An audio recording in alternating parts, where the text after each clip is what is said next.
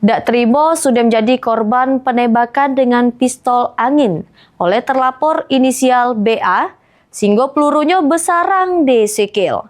Akibat peristiwa tersebut, M. Padli, warga Kelurahan Kuto Batu, datangi SPKT Polrestabes Palembang, bikin laporan polisi.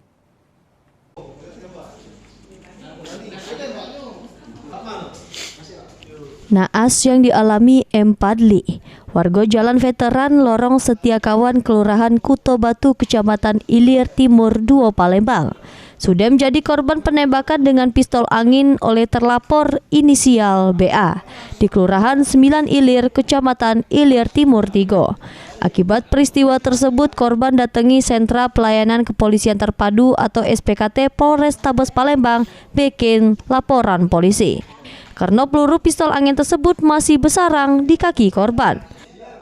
Dikatakan korban sebelum kejadian dirinya bertemu dengan terlapor yang sudah megang pistol angin sambil ngomong, "Berani dak aku nembak kau?" Dengan dijawab korban, "Berani." Sesudah itu korban pergi, tapi baru beberapa langkah terlapor langsung nembak korban.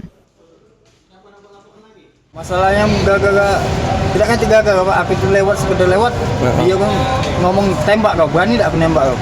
Yang ngomong ngecik ke? Ngomong ngecik ke? Kau berani aku nembak kau? Berani jago dong. Yang ngomong ngecik ke dia.